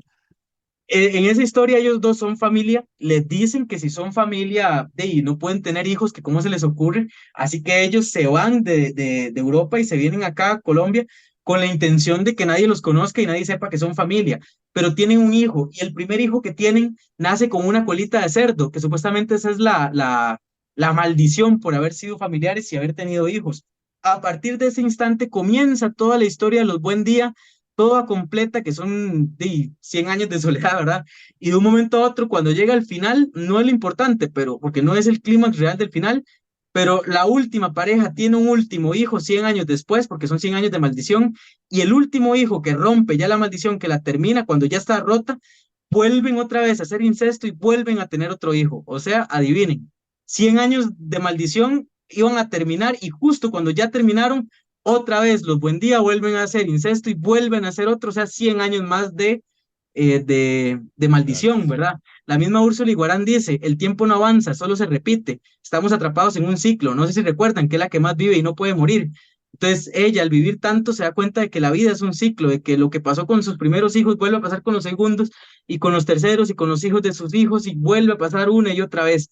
Por eso es que llega a esa conclusión, el tiempo no avanza, solo se repite. Vamos a ver, la estructura cíclica todavía, pero no como antes, ¿verdad? Que simplemente reacomodo las escenas, como en este caso, simplemente pongo 3 meses atrás. Hay una forma de hacerlo más metafísica, más ficción, más fantasiosa, digámosle metafísica, mejor, una estructura más metafísica. Por ejemplo, en continuidad de los parques. En esta historia, es que cómo cuesta explicar estructuras sin hacer spoiler. De verdad, la disculpa del caso. Espero que sean spoiler académicos realmente y que de verdad les sirvan porque les he hecho un montón. Pero bueno, en este caso, en este de continuidad de los parques de Cortázar, vemos a un personaje leyendo una novela. Ese personaje está en su desván tranquilo, leyendo una novela de un hombre que está con una mujer. Ese hombre toma un cuchillo celoso y dice que se va a ir a cobrar venganza porque sabe que esa mujer estuvo con otro hombre. Sale de su casa, se va caminando, pasa por el frente de un parque. Él entra en una casa, en una mansión, sube el segundo piso. Eso lo está leyendo el de arriba, ¿verdad? El de arriba que tiene el libro en la mano está leyendo esa novela de ese hombre celoso que va a cobrar venganza. Y mientras está leyendo la novela y mientras en la novela se abre la puerta de la persona que va a matar, de la víctima, también se abre la puerta de su casa y resulta que es él, esa persona con la que van a cobrar venganza. Y ese personaje de su libro que él está leyendo sin explicación alguna, solo metafísica, ¿verdad? Ficción, de alguna manera es el mismo que entró a la casa de él y le va a quitar la vida. De hecho, creo que se la quita. Entonces, ahí vemos un círculo, ¿verdad? El personaje lee una novela sobre algo que empieza a hacer círculo y vuelve a salir y entra en esta habitación. Es acá donde va a entrar el asesino. Por alguna razón, lo que está escrito en la novela es lo que le va a pasar a él. ¿Verdad? Si usted hubiera entrevistado a Cortázar, lo dice en clases de literatura en Berkeley, él hubiera dicho, no, una curiosa casualidad. Es lo que hubiera dicho que hay otro cuento parecido y lo explica con esa frase, nada más, ¿verdad? Una curiosa casualidad, ¿verdad? Pero bueno, esta es una estructura que ya no es por acomodo de escena, sino más metafísica, más ficcionaria. Hasta acá, con la de la estructura cíclica, consultas, comentarios, dudas, Esto ¿no? que acabas de comentar me evoca un poco un cuento tuyo, el de la sentencia del miedo. Sí, sí, sí, sí. De hecho, la sentencia del miedo nace porque yo dije, ¿cómo es posible? Yo sé que suena mucho a ego, ¿verdad? Y ahí suena un poco a ego, ¿verdad? Pero yo dije, ¿por qué Cortázar puede ser un libro tan fuerte como En continuidad de los parques? ¿Por qué Borges puede hacer un libro tan fuerte como El libro de arena? ¿Y por qué yo no puedo hacer un libro igual de paranormal, ¿verdad? Porque Borges usa la misma fórmula. Entonces yo dije, no, yo también quiero, ¿verdad? Entonces me sumé, ¿verdad? Un poco. No Muy creo que sea a la bien, altura de esos maestros, pero yo dije, si ellos pueden, yo tengo la misma cantidad de neuronas. Pero bueno. muy bien. Ahora, estructura bola de nieve. La estructura bola de nieve, de hecho, don Álvaro conoce a don Henry. Este ejemplo es de don Henry, es un cuentito que él escribió. La estructura de la bola de nieve es esa estructura que comienza con algo que parece pequeñito, que parece no importante, que parece que no va a tener mayor consecuencia y resulta que sí la termina teniendo. Vamos a ir viendo cómo. Primero, él me cuenta una historia en la que en un pueblo muy pequeñito, en el que todo el mundo se conoce o por lo menos andan por ahí, es un pueblo pequeñito, hacen una fiesta en la que todo el pueblo va a estar, ¿verdad? Resulta que en un lugar que don Henry dice que es pague menos, ¿verdad? A él le gusta jugar un poco con la cotidianidad urbana de nosotros. Entonces dice que en el primer pague menos que llegó, todo el mundo quería estrenar la ropa. Entonces llegaron a comprarla y ven a una muñeca, a un maniquí exactamente con esa ropa que sale en la foto, ¿verdad? Con un pantaloncito azul y con un top amarillo. Resulta que dos muchachas dicen, claro, este es el outfit de la fiesta de hoy. Las dos lo compran y las dos casi que se lo llevan puesto, ¿verdad? Se van. Resulta que ya estamos en la fiesta, hay dos mujeres vestidas igual, andan por ahí en la fiesta, y hay un señor que hace tiempo viene sospechando de que su esposa le es infiel, su novia. Entonces están en la fiesta, están así, y él está tramado, ¿verdad?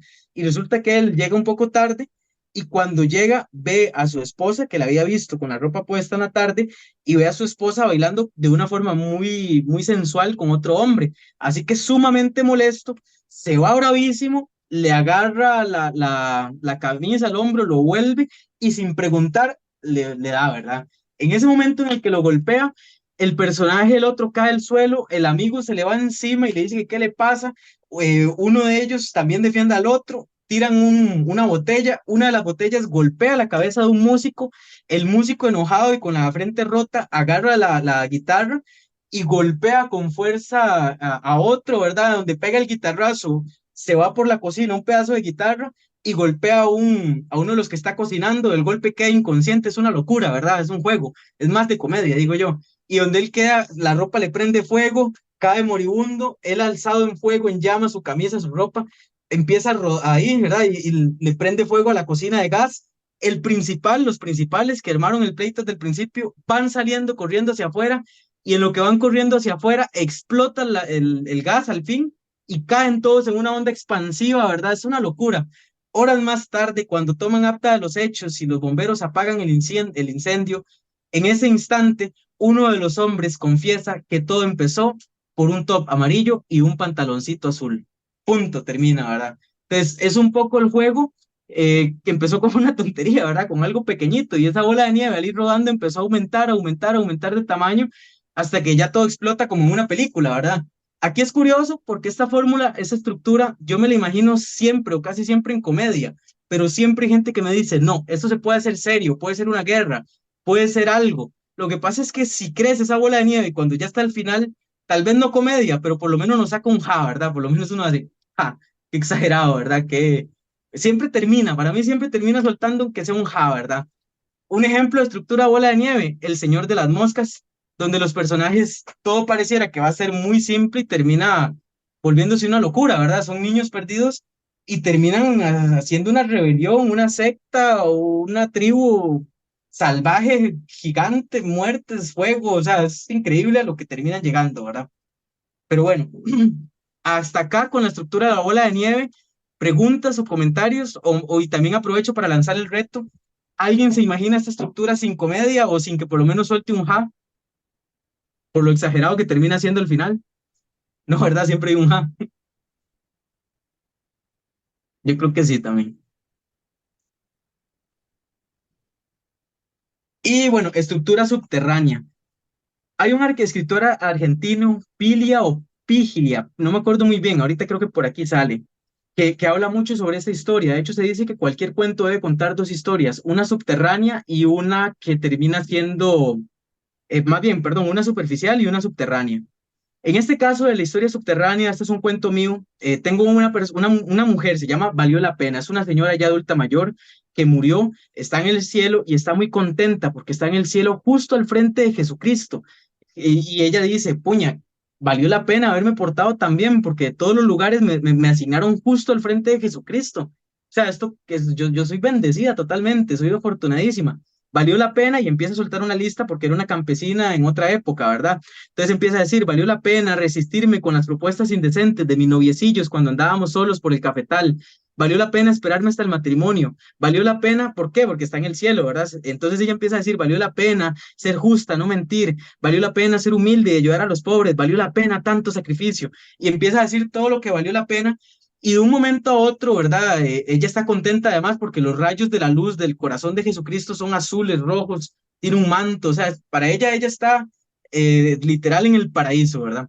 Y de un momento a otro nos damos cuenta que esa era la historia superficial y que en realidad ella es una adulta mayor que está en un hogar de ancianos justo al lado de un cuadro del corazón de Jesús. Es curioso porque está basado en la vida real. Yo visitaba un hogar de ancianos, Santiago Crespo, y había una señora silenciosa, nunca hablaba, no sabía si podía hablar ni siquiera, que siempre quería estar a la par del cuadro del corazón de Jesús. Entonces yo dije, ¿por qué? Y me inventé la historia, ¿verdad? Imaginando que ella cree que está en el cielo. De hecho, hay una parte donde ella dice, qué raro, llega un ángel a darme una hostia, ella es católica, qué raro que en el cielo tenga que seguir comulgando, ¿verdad? Pero bueno, al parecer es parte de. Y luego nos damos cuenta que en realidad son las pastillas que le da la enfermera, ¿verdad? Y que todo lo que está sucediendo es en la cabeza del personaje. Hay una historia subterránea que de un momento a otro se revela por algún dato y termina apropiándose o tomando posesión de la historia, ¿verdad? Termina adueñándose del cuento y diciendo que es la historia real, la subterránea. Tengo otra historia subterránea, por ejemplo, esos están en la sentencia del miedo. Tengo un chiquillo que tiene 13 años, acaba de cumplir 13 años ese día, viene de afuera de la escuela, viene contentísimo porque cumplió años y en lo que viene ve que hay un hombre extraño que, que él no conoce, ve que tiene algo en la mano, un regalo al parecer, es una caja que tiene un nudito ahí con un cable, con un lazo, y él dice, claro, este es mi regalo de 13 años, estoy contentísimo, ve a la mamá llorando y piensa, uy, seguro está llorando porque como ella nunca me ha podido dar un regalo, está llorando de la felicidad. Entonces empieza a desenvolver el regalo y se encuentra primero con ropa. No le queda, es un poco más grande que de su talla, ¿verdad? Pero él está contento porque nunca antes había tenido ropa nueva, siempre había sido de segunda o regalada o donada, así que está todavía más contento. Resulta que aparta la ropa, el uniforme ese, y toca un poco más abajo y siente algo metálico, algo duro, y dice, uy, un juguete de metal, al fin voy a dejar de tener esos carritos de plástico, de madera que se me quiebran, al fin uno de metal como el del vecino. Y empieza a sacar el juguete, pero es muy pesado y no entiende qué es, así que lo saca, y nos damos cuenta de que en realidad el regalo es un arma. En ese momento, el hombre extraño que le dio el regalo dice, ponte el uniforme, que nos vamos en este momento, y toma tu arma. Ahora, desde este momento, eres reclutado por el ejército, por el gobierno de Salvador. Vean lo fuerte, eso está basado en hechos reales, en una guerra que hubo en El Salvador, que creo que duró por lo menos 10 años. Era tanta la necesidad de militares que el gobierno, ni siquiera la guerrilla, el gobierno empezó a reclutar gente a partir de los 13 años. Y eso está basado en hechos reales, ¿verdad? Entonces, en ese momento, ¿verdad? Yo lo que pongo es que se lo llevan, la mamá llora, la tienen que agarrar, aruña y todo, pero se lo llevan porque sí se los llevaban. Y en ese momento pongo un noticiero, un periódico de la época, cojo el nombre real porque ya no existe, y pongo que en ese periódico dijeron, y pongo la noticia, que es una noticia real, ¿verdad? Tomada textualmente, que dice, a partir de los 13 años, todos los hombres serán reclutados de manera obligatoria en el ejército de Salvador. Entonces, hay una historia subterránea que se apodera y se adueña de la historia y termina haciéndolo. Esta historia subterránea, como ven, es un poquito agarrar de mono al lector, ¿verdad? Pero vale, ¿verdad? También él suele divertirse, es más un divertimento. Hasta este punto, o con esta historia subterránea, comentarios, dudas, ahí perdón que pregunte diapositiva por diapositiva, pero siempre me parece mejor ir haciendo ese corte. ¿Hasta acá dudas? ¿Todo bien? Listo. Por último, vamos a ver cómo vamos. Vamos bien. Armar por objetivos. Esto de armar por objetivos, a mí me gusta jugar mucho con esto, y aquí creo que es cuando uno termina armando de manera intuitiva. Es cuando uno dice, ok, no voy a hacer ninguna estructura, simplemente voy a echar a andar la historia y voy a ir viendo qué forma toma, voy a ir viendo cómo funciona esto, ¿verdad?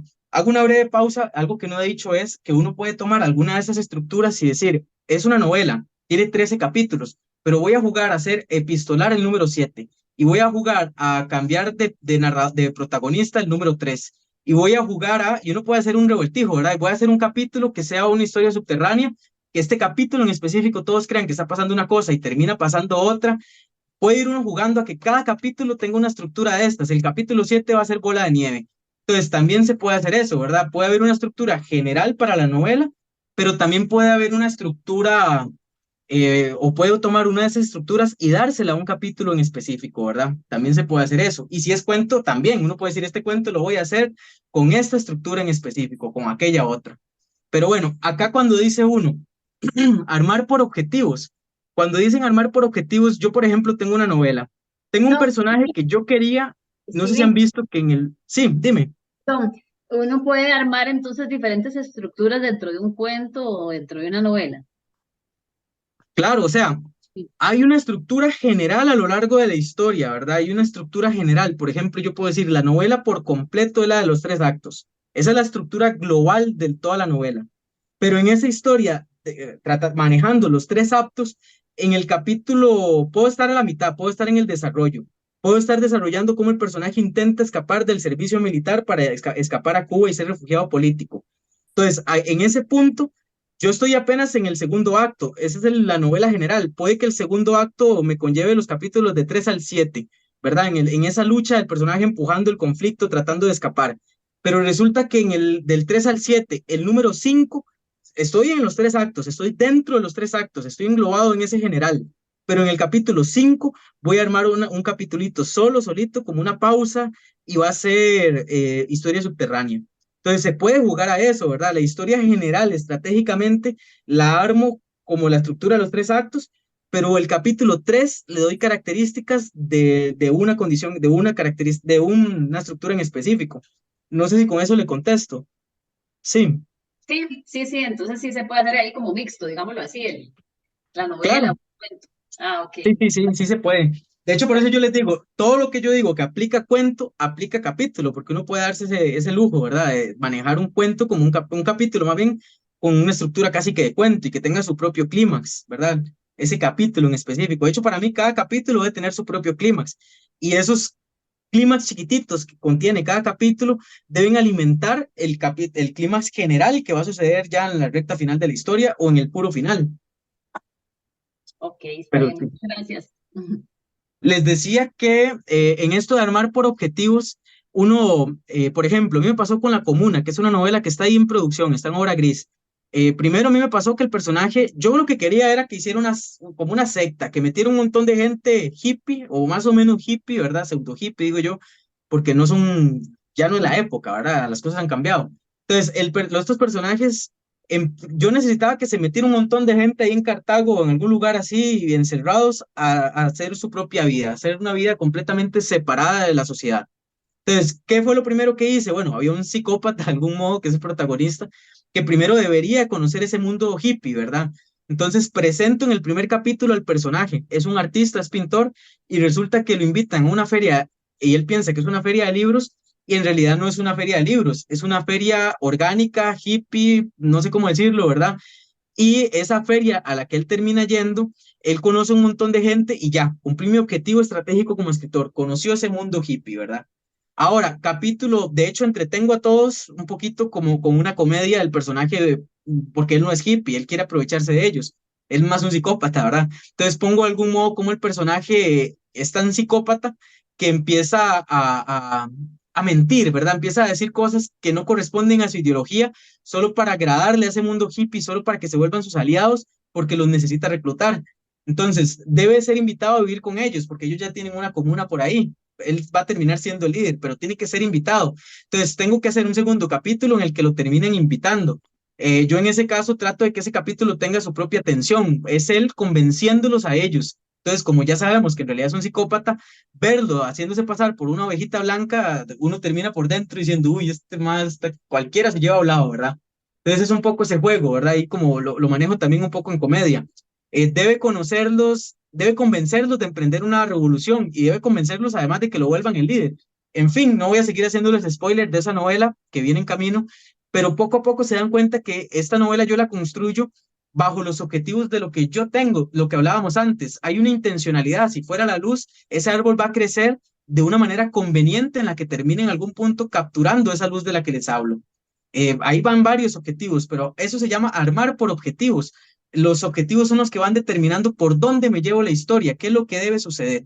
Yo armo así, normalmente a mí me encanta, esta es mi estructura, gente, así, mi preferida bajo toda regla. Pero eso sí, cada capítulo trato de darle estructuras de las anteriores. Trato de decir, a este voy a darle aquella, a este voy a darle aquella. ¿Por qué? Porque crean tensión garantizada, porque están probadas, porque, en fin, ¿verdad? Es casi que garantizado este uso. Ahora, hasta acá, ¿verdad? Llega el tema de las estructuras. Tal vez porque veo que estamos bien de tiempo, voy a comentar esta de la identidad de Milán Kundera, que me pareció muy curiosa porque nunca la había visto y es tan simple que uno le da cólera. Uno dice, ¿cómo no se me ocurrió a mí hacerla sin tener que haberla visto, ¿verdad?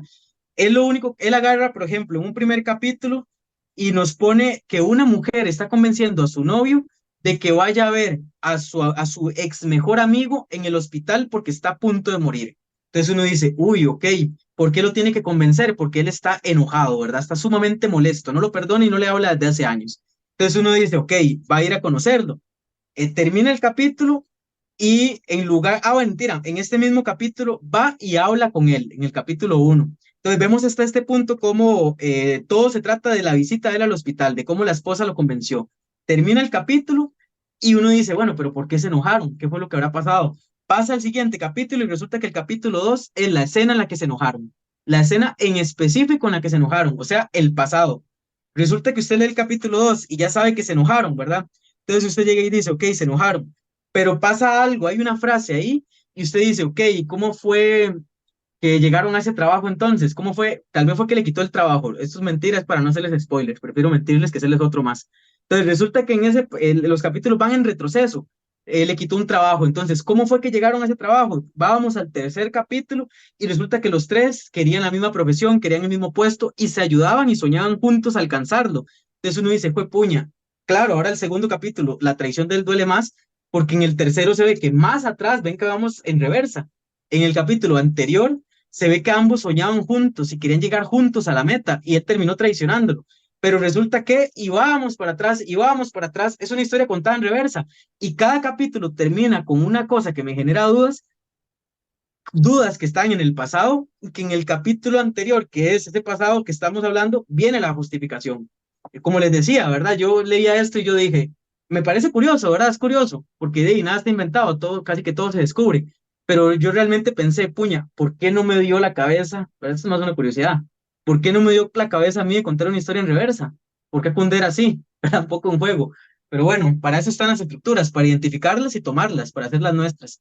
Ahora sí, hasta acá, agregando esa estructura que no llegué a agregar en diapositiva, dudas generales, comentarios, preguntas. Aquí tengo una diapositiva que yo siempre pongo si me sobra tiempo, ve si queda tiempo, y la podemos usar ahorita, pero antes me interesaría ver dudas.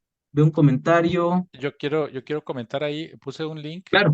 esto es una película que justamente usa esa estructura narrativa que acabas de describir. La película se llama Irreversible Ajá. y empieza con el final de la historia y cada vez que la escena cambia es algo que pasó antes de la escena que acabas de ver, algo que pasó Ujú, antes, algo que pasó, hasta que hay un punto terrible de la historia donde pasa algo que no voy a decir qué es lo que pasa, y y la historia sigue hasta que tiene un final feliz, ujú, porque el puro inicio es cuando todavía no había pasado todo este problema terrible. Entonces es una cosa rarísima porque vos, o sea, descubrís las consecuencias de esa situación, que es lo primero que te presentan, y al final termina bonito porque es cuando todavía no había pasado nada. ujú. Sí, Y sí, me sí, sí. pareció originalísima la manera de narrar, y bueno, no sabía que había también este libro que acabas de comentar, pero sí me parece un Claro, recurso narrativo increíblemente poderoso. Sí. claro. Y eso que usted dice, el final es feliz, pero es el final feliz antes de, entonces es Ajá. feliz, pero no, ¿verdad? Eso está genial. Exacto, exacto, Ah, porque ya no sabe lo que viene. exacto. Sí, sí, sí. De nuevo, buenísimo. Hasta acá, ¿algún otro comentario o duda? Es que les iba a pedir una pausa para ir al baño, pero antes, dudas generales, algo que quieran comentar. ¿Todo bien? No, ese libro entonces es el que estás haciendo ahora.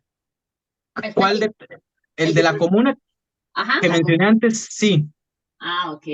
este sí es el que estoy haciendo. Este ojalá, ¿verdad? Pensé que está diciéndome si este. Este ojalá lo hubiera hecho yo, ¿verdad? Ya, ok. Sí.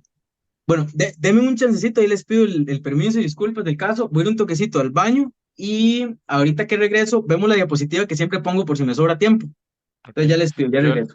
yo mientras tanto, Steven, voy a leerles otro de los cuentos que ellos mismos escribieron, que fue de los que les puse 5 estrellas, Ah, mientras buenísimo, te haces esa buenísimo. pausita. ¿Ok? Ah, sí, sí, así aprovechamos. Listo.